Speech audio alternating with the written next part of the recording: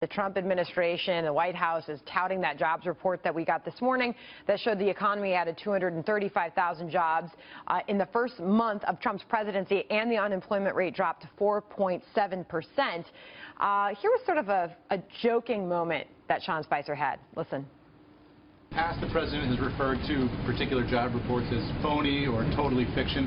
Does the president believe that this jobs report was accurate and a fair way to measure the economy? Yeah, I talked to the president prior to this, and he said, to quote him very clearly, they may have been phony in the past, but it's very real now. That's good.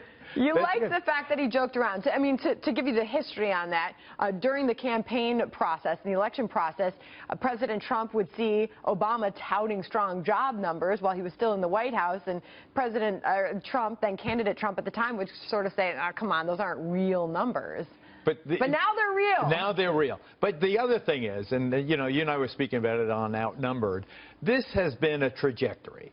President Barack Obama, maybe with all that borrowed money that caused the big hole in the deficit, whatever it was, and from beginning in 2009, the jobs have been shooting up. There hasn't been a single month since 2009, as far as I know, where there's been a negative in terms of job creation. Private sector jobs growth has grown every single month since the recovery. However, if you did dig into the details of that jobs report, it did indicate construction jobs are growing. So the areas in which we are seeing job growth is strong. The job participation rate is one of those more real numbers, I guess you could say, that some of the economists watch there.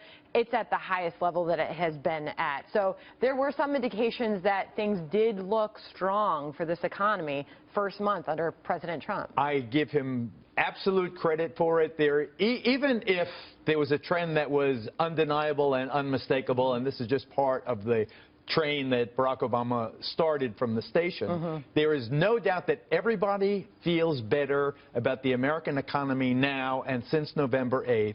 Donald Trump absolutely gets credit for feeling that the tide is rising. We're all going to take this ride up together, that the you know, rosy times are ahead. I like the vibe, and I think that is President Trump's biggest accomplishment. So you say he can at least own that good month of the economy. The good vibe and is he's promising 4% growth in the first year of his presidency. That's a lot. There's still a lot of work to do. Geraldo, thank you. Thank you. All right.